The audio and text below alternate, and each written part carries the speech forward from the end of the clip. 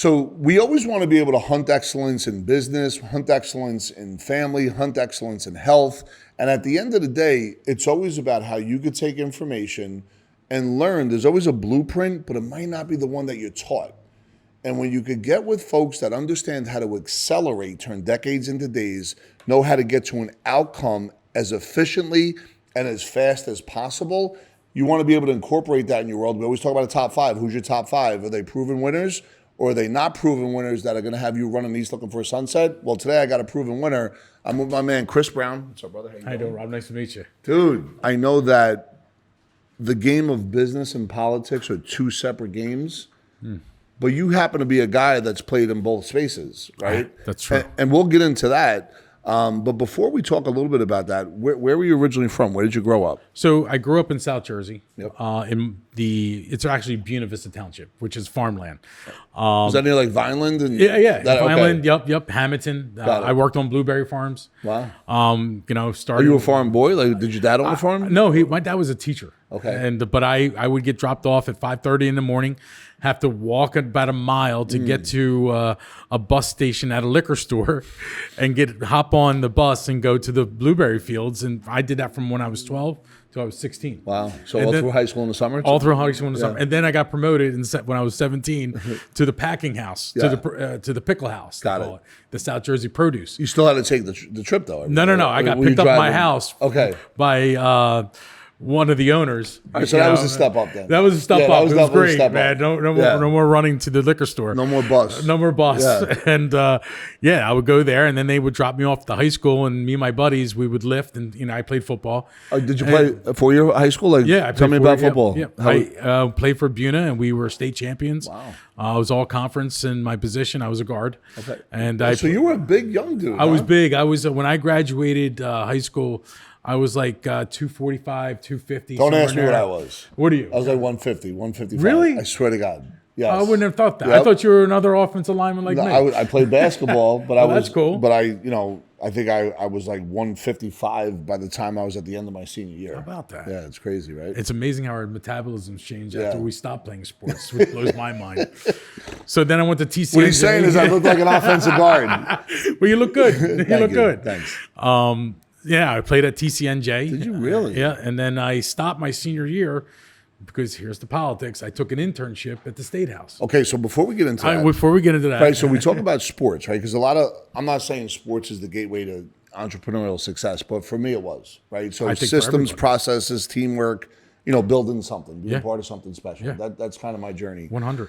So for you as a football guy, listen, there's 22 players plus whoever's how many players are on a team, like 30, 35? 45. Yeah. So you got to build relationship capital, trust each other, right, for the offense to work, tackle, block, the whole 9 yards, no penalties. Know what your position is, and also what your teammates are doing. How did that serve you In every aspect. to this day? Building systems. If you look at a football team and the way you're trained, yes, you're trained in your individual position and become an expert at that position. Yep. However, you have to understand what the guy next to you is doing. And also, trust them. The biggest thing in football is communication. Yep. If you don't have communication in any organization, you're going to crumble. Yep. That has taught me a lot, and then also the camaraderie. Yeah. Going through the battle with each other, going through camp, nutrition, football camp. Yep. Sucking it up and getting up at 6 o'clock in the morning, making the runs. Yep. So I have 4 sons, and they're all in sports. Oldest to youngest, what's the age? Oldest is 21 years old, playing baseball at TCNJ. Wow. My second one is Evan. He's 18 years old. He's going to the Naval Academy. He got recruited for baseball. That's amazing. And he's a wrestler. Took 8th in his state in wrestling as a wrestler. Especially in Jersey, folks. Jersey is the wrestling capital. No doubt about it. Us in Pennsylvania, no. No offense to Idaho. No, none. And then we've got my 16-year-old who's still wrestling. And he, as a freshman, made it to the state tournament. Wow. Won his district, took 4th in regions, and won a couple matches at states.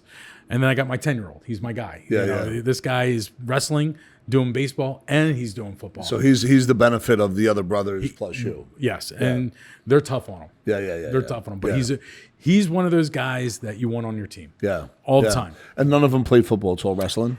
Wrestling, Yeah. baseball. So wrestling, But he's baseball. my only one doing football. Oh, he is. My 10-year-old. Does he like it? Like, He loves it. Okay. Loves it. All right. And That's he's awesome. wrestling right now. He does that, and he started baseball again. Amazing. That's amazing. Yeah. So, you're building out the family and building out businesses, and, football benefited you very well, led you to an internship when you were a senior. Yeah, at school, And absolutely. what did that look like?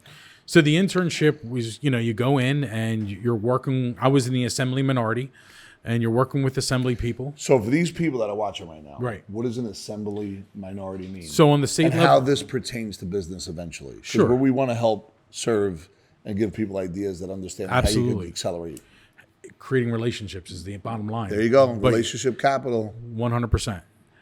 So in the assembly, when I was an intern, I was servicing the assembly minority, which is the Congress people Got it. on the federal level. Yep. So in the assembly in New Jersey, I was working with assembly people, helping them with getting information about certain bills, Yep. getting them information about statistics on how a bill will affect their district, because they're all very, district centric. And this is when you were senior in college. You're learning this I was a game. senior in Got college, it. getting paid. I was doing headlines from articles that would impact their districts. Wow. That every morning you'd go in and you have to circulate the news feed. And it's not like today where you can just go Google that stuff. This was being done manually. So that's a great point. It's a communication Can you point. talk about the importance of the news feed to control the narrative for the day and how that ties? A lot of folks That's have a social really media. good point. You How know do what you I mean? control what's being Yes. publicized? So in a sense, I had somewhat of a control Yep. in that position Yep. of identifying what news articles were applicable Yep. and feed that information to Yep. the districts, Which affects a lot of people. which affects a lot of people. So Yeah. if I missed an article Yep. and it didn't, wasn't aware Yep. because I missed it, Yep. was a problem. So wait, so that's a good point. So to be good at your job, Mm-hmm. right? Let's say there was 100 people, just making up a number. To be good at that, you had to be really good distinctively at the small things. Yes. We call it sensory acuity, where you would have to really be able to identify, have forward-looking thinking, and also be able to back it up, I would assume, over a couple of days. Not only that, you have to look at the quotes. Okay. So if they're quoting somebody from the state on a new law, Yep. back then, seatbelt law was a big deal. Yep. And they said that, if somebody's not wearing their seatbelt, that they're going to be hit heavily for fines. Got it. So now you have to go and put that quote out there because somebody from the state who's an official Yep. and put it to the assembly people, because now those people are going to get upset because they think their freedoms are being restricted. Got it. Back Got then, it. that was a big argument. Then. Got it. Got So it. with that going down, what are the penalties? Today, it's cell phone use Yes. in a car. Yep. Look how they Yep. elevated the cost. Yeah, I see the signs all over the place. You might be too. looking at your cell phone just for MapQuest. Yes. You're not using it. Yeah. It's just talking to you. What's the cost? I don't even know. Oh, What it's is it substantial. bad? I think it's like $120 for Got this it. offense, and then after that, it's points. Is it like jail It's time or reckless anything? driving. It's going to that Yeah. direction. Wow. I think it will go to that. Yeah, direction. 'cause a lot of Because accidents. a lot of lives are. Yeah, yeah. absolutely. It's like drunk driving. It's actually worse, I think, than drunk. They driving. said the dopamine hit when you look at the phone. It's exactly It's right. kind of like a drug. That's Amazing. the argument. I mean, Pamela Lampe, who was in the assembly, she was big on this. Okay. And, and I know she sponsored the original bill, and she's very acute to what the statistics are. Got it. When somebody's using your cell phone. So when you were doing that, though, now you're talking about you had to make. I'm not saying you had to. I'm speaking like openly. I'm assuming some people would be happy with what you did, and some people wouldn't. You probably had to manage personalities at some point. So, Was that, I mean, but you did know you have what? to kind of cater? Not cater. Did you have to kind of like, okay, let me think about what so and so is going to think versus so and so over here, or did it not even matter? It didn't matter to me because I was reporting to the director of communications. Got it. All And right. they would look at my work. They Okay. would talk to me, but So that was the only one you were worried right. about. Okay. There were only circumstances. I can think of one where the school funding formula in that matter, was being dispersed out and it was being changed a little bit by, I believe it was either Florio or Whitman that were making changes to the school funding formula that would impact the districts heavily because their taxes Yeah. would have to rise if they were getting less. So when you say funding formula for schools, the folks need to know that there's in the back behind the scenes, they get to decide what your kids are going to get, and not Mm-hmm. Yeah, get. and remember, and every budget is a law. Yeah, And the school funding formula, can be tweaked, yeah, yeah. to work for that budget. Yeah, yeah. And how it's dispersed. And, Yeah. Governor Murphy Yeah. has made substantial changes Yeah. that affect the suburban communities Yeah. very negatively. Yep. in the school funding formula. I mean, I know my district over a period of 3 years, the high school, I think lost $11 million. Yeah. And that's a big deal. Yeah, it is. That's a big deal. Yeah. And, I always talk about, a lot of folks that watch this are entrepreneurs, so they feel, as do I, the financial education system is dead. This is not I'm just telling you how I feel. Go ahead. And like, there's no real training lessons on how to do a checkbook or balance. What's an asset? There is a financial what's a liability? Yep. You know what I mean? Like the fact that, they're conditioned to go to college to get student loans. So I'm talking about on average now, and they're like, let's call it economic robots, right? To feed the system for middle class mindset, not entrepreneurial breakthrough, create generational wealth. That's a real pandemic right now. And it's getting don't worse. disagree with you. Yeah. I don't disagree. I'm a big student of Robert Kiyosakian. Yeah. Rich Dad, Poor Dad. Yeah. And he talks about that all the time. Yeah. How you evaluate your position and how you need to change your thinking. Yes. You have a dad who teaches you, go to school, get good grades, and get a good job. Yes. Then you got the other dad, the rich dad, saying, go to school, get good grades, and buy good companies. Yes, and create generational And what are you wealth. teaching your kids? I teach my kids to be entrepreneurs. Absolutely. All right, so you're college, you're learning the game. Did you stay in that game right out of college, or did you go do other businesses and come back? Funny story. I stopped. I started my company. Which company? The title company, Guardian. Okay. Originally, we were Guardian Settlement Agents. That's not the company now, though. No, we started that in 1998. Okay. And we were doing real estate settlements for attorneys back then. Real estate settlements for attorneys. Yes. Got it. Like we're 2 years old. What does that mean? I'm sorry? What does that mean? Like we're 2 years old? We were the disbursement agent handling all the money between a buyer and seller. Yep. We were the pass-through. Got it. We were the company that was doing the searches, Protecting the buyer, making sure there's no liens or encumbrances, and if they are, they're being taken care of prior to. Because or if at closing. not, what happens now? The buyer owns that lien. The buyer, that lien travels with the property. Someone can enforce that lien through a foreclosure action or a court action. Yep. And then we have to step in and protect the buyer's interest. Got it. Because we have to ensure clear and marketable title. Understood. So that was my expertise. Now, That's what I did. You came into that business in 1998. How did you get into that and even decide to do that? I was at a law firm. Okay. Were you a lawyer? No, Okay. I'm not. I was at a law firm, came out of college after the internship, was supposed to go to law school. My mentors, and I'll just give them a shout, Nick Mariano, Joe Cuero. There you go. These guys, Mariano and Cuero, great guys. They're still in business today. And they said, listen, you have a knack for title. Go open up a title company. They just liked you. Yeah. And I went to school. Yep. Hung out with searchers in the county, learned how to abstract, learned how to read a search, learned how to examine title, know how to apply, current title law to the situation because I was around it all the time. Yep. And really enjoyed it. I enjoyed reading. So it wasn't work. It was fun. I enjoy it. I still do it today. Yeah. I still get called from builders to say, hey, take a look at this title search. I think there's something wrong with the meets and bounds on this property. There's a gore over here. In the legal description in the history from 1860, to 1995 was one thing, and then it changed and something created a gore. So let me ask you a question. So you just that sounded like straight science, right? So you're known here in New Jersey for this. Yes. Are you considered, and this isn't about you being humble or anything, but are you considered a foremost expert in this space? I don't think I'm a foremost. I think I'm a good student of it. I have great mentors. Okay, but does your business speak for itself, and do people keep Yes. Should people call you if they really have some serious questions? Absolutely. Got it. Okay. And probably 98% of the time, I have the answer. Understood. It seems to be that way. Yeah. But if it gets beyond my realm, I love this industry because I'm always learning. Got it. There's so much to learn. Because the laws always change. So you never graduate. It's a never progression. graduate. Yeah.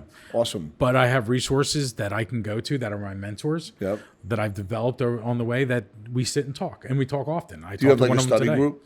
We do, actually. Really? How does that work? Yeah, we have masterminds. I love it. I got one tomorrow. Is it once a month? Is it? We do it once a month. That's awesome. Yeah, we do it on a Wednesday. I think it's the second Wednesday of the month. Is it all third Wednesday? Is it all title, or do you bring other people in to get new? Yep. Title. We talk about deals. We talk about what challenges that they faced and what solutions did they apply to them. So everybody in the group is aware of how. So my team tomorrow, we have a big mastermind that we're going to knock out and talk about their challenges.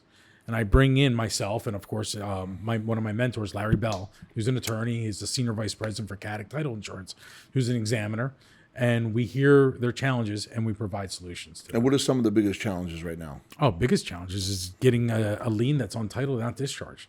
Okay. So let's say, for instance, during the 2009, 10, 11, 12, when the foreclosure meltdown occurred, Yep. nobody knows who owns the lien. Home equity lines of credit. They were paired, the 80-10-10 program, Yes. 10% down, 10% equity, 80% first loan. Yep. Well, that 10% loan, if you did a modification, Yep. And they that's don't know happening who a lot. they don't know who owns it. Really? And the research that's required, you have to go into. I mean, we've dealt with some loss mitigation departments to only let them know they own the mortgage to get us a discharge. So when you say they don't know who, like they don't know the buyer that did it, or they don't know who- the mortgage the company? mortgage company. What Is there a investor? chance it went out of business too? Yes. Okay, got it. Aquin. And what happens then if it did? If that We was have, the case? you continue to do well. The final straw to clear title in that situation Yeah. is to file a clear title action Okay. in the court. You file a complaint against title, notify everybody that's on title that you're clearing this particular lien out, and if anybody comes to eject, they have to state their case. And how quick does? It takes time. Yeah. It takes time. Yeah. But the fastest way to do it I'm sure you know. is to do the research, Yep. go through credit reports. Yep. Some people have done a lot of bankruptcies, go through bankruptcy reports Yep. to see back when they did the bankruptcy, who did they notice? Yep. Because bankruptcy requires notice. Yep. You go through all those documents to Yeah. get clues. Yeah, yeah. And you piece together these clues, and then you find out that, the buyer has a letter from 1998 or 2000 that said this. And then there was another letter that came in 2005. And you're piecing all this information together Yeah. to get to who the investor was. I'm sure a lot of people in your bit don't go to that extent that you just described. The good ones do. Yeah, that's what I'm saying. The good ones the do, ones not that all fall of them. off don't. No, if it's a simple company that doesn't have the wherewithal to put this stuff together, Yeah. in clear title, Yeah. in a timely fashion, that's the other thing. Yeah. Being Timely. efficient, because people have a rate lock, That's right. and if they lose their rate lock today, right. what are you looking at? Payment changes. They may be going from 5.25 Yep. to 6.5. Yep. Amazing. that's And a by the big way, difference. listen to Chris's energetic transfer, the way he's transformed his energy to me. He's excited when he talks about the science of what he's doing. And by the way, no matter what you're doing, where you're at the end of the day, if you actually love it and have a system and a process behind it, it's not work. All of a sudden, you can't even pay attention to the clock anymore because it's 10 o'clock at night before you know it. I'm sure that's happened to you quite a few All the times. time. And I'm well, sure your mind keeps rolling too. yeah, it's It never shuts off. nonstop. Yeah, I don't know how to slow down. I wish, Actually, no, I'm not. I don't even want to change. I like. I like how what I do. Crazy I am. Me too. That makes So- us who we are. Yeah. So all right. So 1998, you're in the game. You're having fun. You're building stuff out. Yep. You have you have a lot. It sounds like you have a lot of attorneys around you, Yep, and you have a lot of good mentors. we do. I do. And what happens next, man? So in 2007, Crisis is about to happen. crisis is about to happen, but going back into the politics thing. Is that when you started? Well, yeah. Okay, so you're still doing title. I'm doing title. I'm running my Business company. is booming in 05, I'm 6, doing 7. land development. I'm doing, Got it. I own a property and casualty company wow. that got bought out by Oh, a big wow. company. That's I amazing. I created all these verticals, and Do you have insurance licenses? I do. Okay, Yeah. awesome. Yeah. To this day, do you I still have do. it? It's All right. PNC only. Okay. PNC and title. Are you still in the PNC business? No, I when I sold, I was You done? I was done. I just refer out. That's Got all it. I do. Yep. And 2007, 2008, I go to meet the mayor of my town, and essentially he, they were asking me to Now, what town is this? Because I know you've been moving Eastern around. Township, Marlton. Okay, got it. And the mayor says, I really don't need you to be. I was asked to interview for a position for planning board or something like that. Did he know you had a background there, or did he know that you had... He didn't care to know. Okay, got He it. took the meeting because other people told him to take the meeting. Okay. You get what I'm saying? I understand. I had just built a new or rehabbed an old Victorian in town. It was pretty nice and stuff like that, and people thought I'd be a good addition to government locally.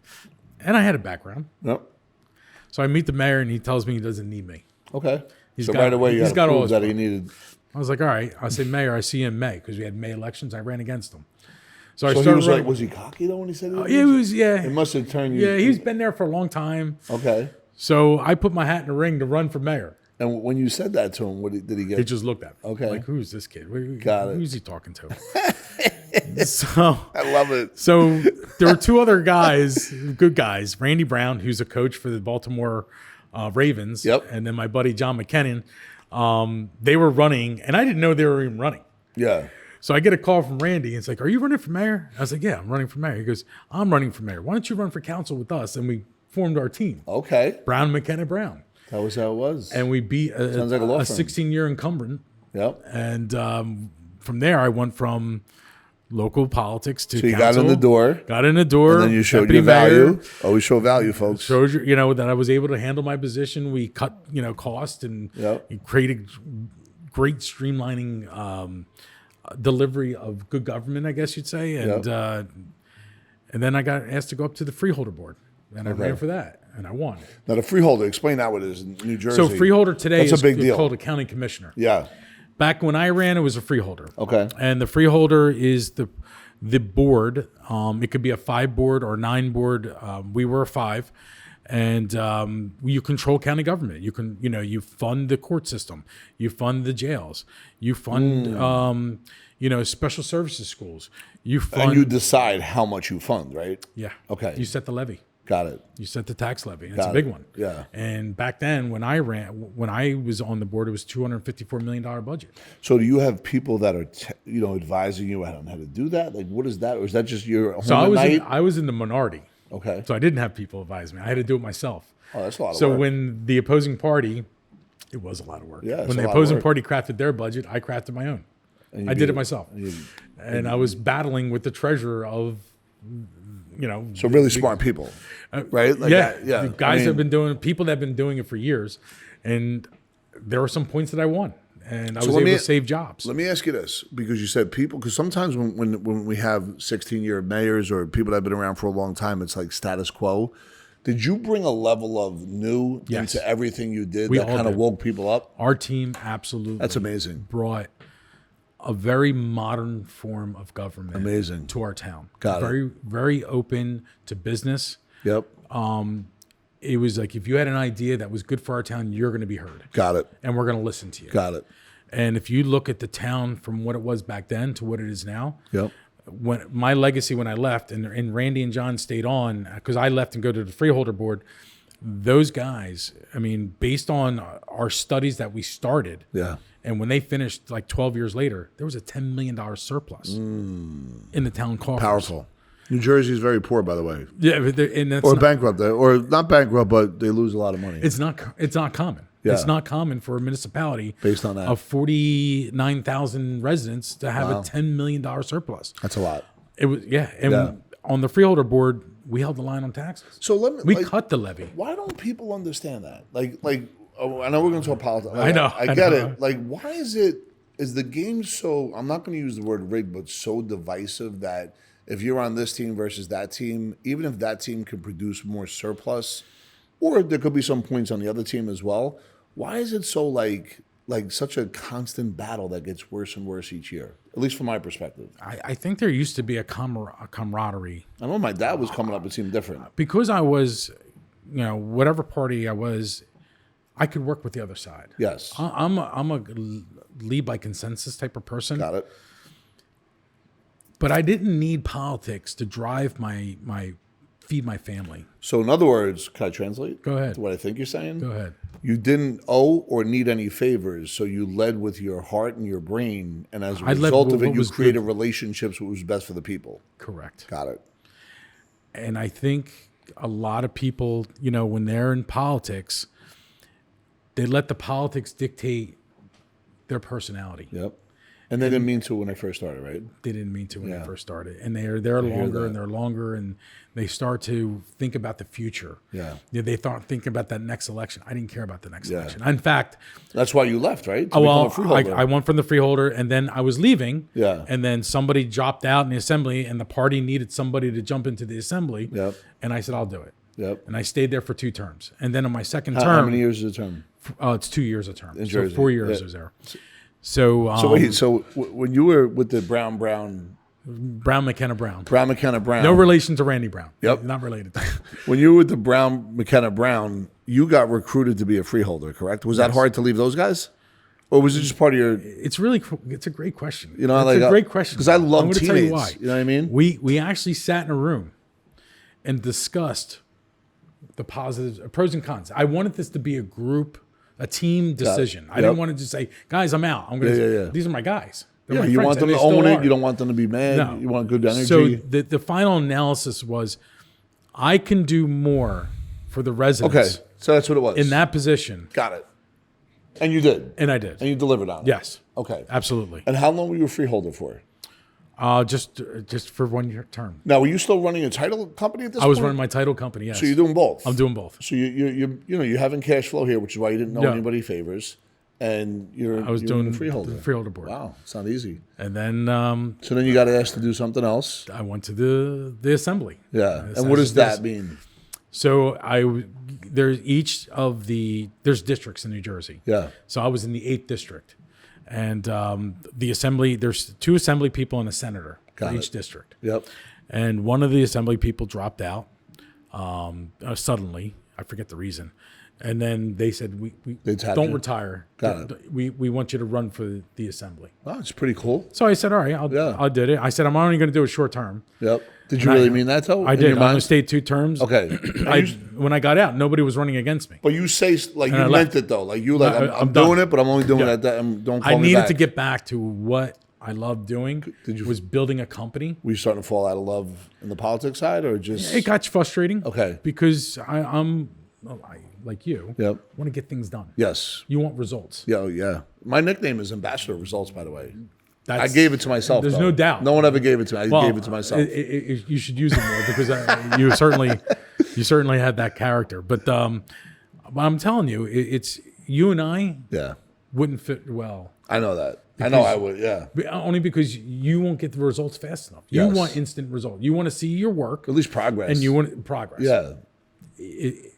Government, and I learned this early, is a big aircraft carrier. Yep. And when it does something, Yep. the aircraft carrier, when it turns, it's deliberate Yep. and it's slow Yep. because it is deliberate. Yep. Whenever you do something fast in government, it gets all screwed up. Got it. And it's bad. Got it. But it's something that's deliberate and slow, and I'm not deliberate and slow. Yep. This is why I'm not a good comparison to. It moves because it's deliberate and has to stand the test of time. Got it.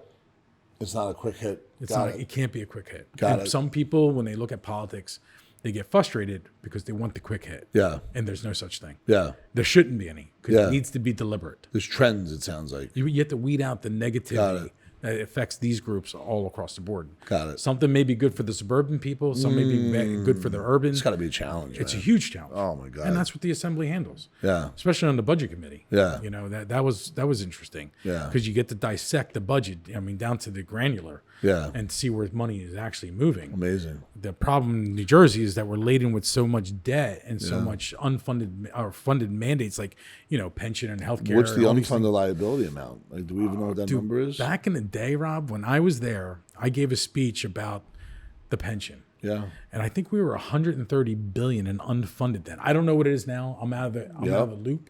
It's got to be on more. that. And quite possibly. Yeah. I mean, we had a great run in the stock I market, know, but but that's not anymore. Yeah. I don't know how much of those gains are even getting back. I don't know. Yeah. There's a pension committee that dictates the investment, that where these funds are going.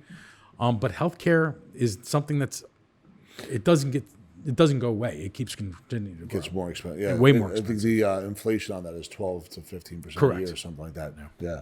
So listen, I mean, you know, for me, I always benefit greatly in these interviews because I get to hear some real stories, and success leaves clues. It doesn't show up at that front door. I say it all the time. And what does this have to do with business? Well, I mean, at the end of the day, if you understand systems, processes, mentors, Yes. that there's never a graduation, right? There's always learning. And as time goes on, TIME, things I must earn, Yep. right? You gain more experience and you don't have to make the same mistake twice. And now you can begin to stack and build. Anyway, if anybody's have any questions, feel free to add some questions below. If you'd like for us to do other interviews or topics, feel free to add that. And by the way, go ahead and click the link if you want to just set up a time to talk. You know, we always say there's no obligation. Just spend some time, answer any questions that you have. And once again, thank you for checking out the channel. Looking forward to the next time I see you.